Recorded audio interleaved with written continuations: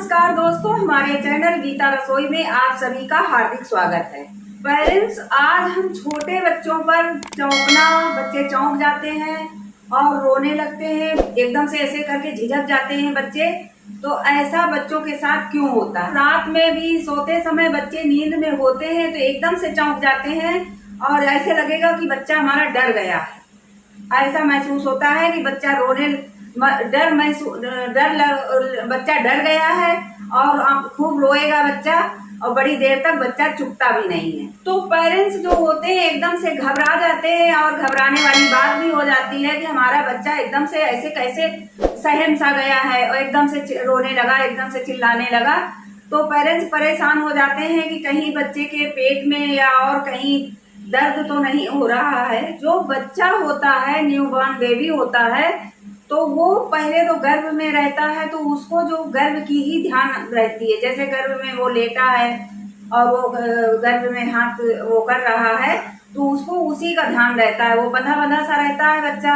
और जब बच्चा बाहर निकलता है, माँ के पेट से, माँ के गर्भ से बाहर निकलता है तो बिल्कुल वो हल्कापन महसूस करता है, हल्कापन महसूस करता है। और माँ के पेट में पानी में और उसमें वो रहता है तो वो ज्यादा मतलब भारी भारी सा बच्चा अपने को महसूस करता है। जब बाहर निकलता है तो एकदम खाली खाली हल्का हल्का सा बच्चा महसूस करता है कि हम कहाँ पर आ गए हैं। माय डियर पेरेंट्स, एक कारण ये भी है कि बच्चा मतलब ये समझ करके बच्चा चौंक जाता है कि हम कहाँ पर आ गए हैं। तो एकदम सोते सोते अचानक से चौंक जाता है और हम लोग समझते हैं कि बच्चा हमारा सहम गया, डर गया। और दूसरा कारण है कि मतलब ये ही ना समझे कि बच्चा इसलिए तो चौंकता ही है, लेकिन बच्चे के उस समय बच्चा छोटा होता है और बच्चे को बहुत डर होता है बच्चे को कि मतलब नकारात्मक शक्तियों की बहुत ज्यादा डर होता है बच्चे को।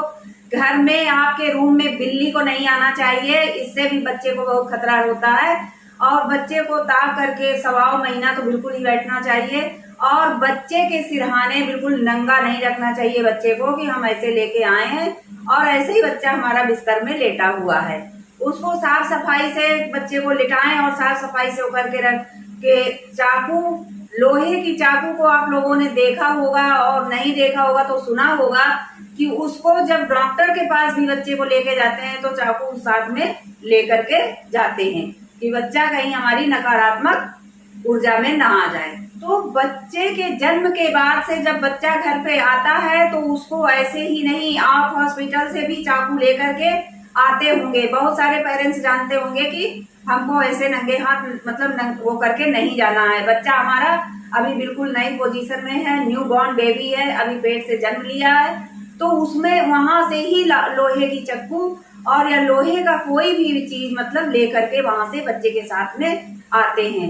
चाहे कार में आए चाहे बाइक में आए, वैसे तो कार ही में आते हैं, बंद होती है कार लेकिन फिर भी चक्कू साथ में लेकर के आते हैं।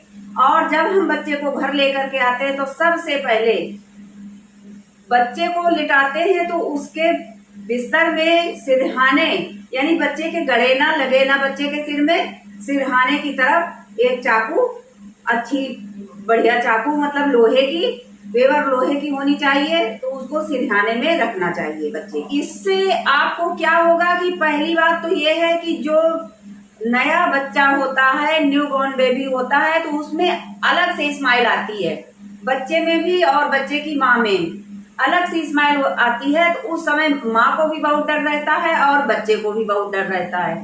तो इसलिए उसको रखी जाती है चाकू कि कोई भी नकारात्मक शक्ति हमारे कमरे के अंदर ना आने पाए। अगर लोहे की चीज या घोड़े की नाल बहुत से लोग रखते हैं तो उसमें अंदर नकारात्मक शक्ति नहीं आ पाती है।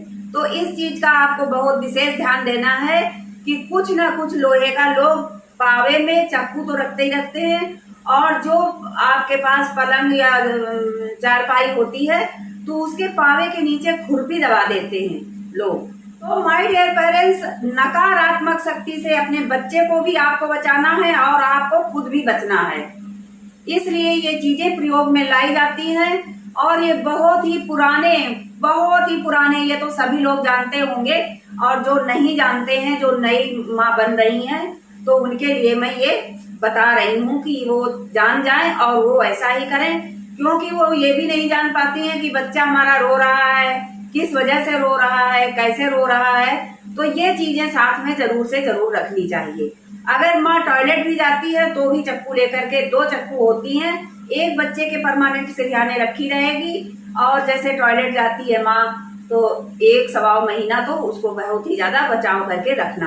तो ये माय डियर पेरेंट्स हमारा बहुत ही छोटा सा नुस्खा है, लेकिन आपके घर में आपके बच्चे के लिए और आप लोगों के लिए ये बहुत ही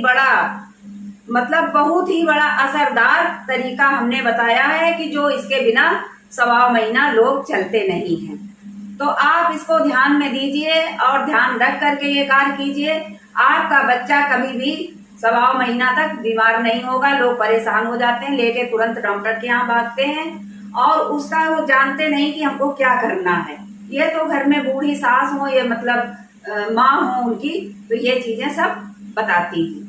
ऐसे ही पेरेंट्स हमारे छोटे बच्चों से जुड़े हुए नुस्खे जानने के लिए हमारे चैनल को सब्सक्राइब कीजिए और लाइक कीजिए और शेयर भी कीजिए कि ये दूसरों तक, बहुत ही इम्पोर्टेंट वीडियो है हमारा, ये बहुत ही दूसरों तक जाए और दूसरों को भी अच्छी जानकारी मिले और बच्चे स्वस्थ रहें और अच्छे रहें।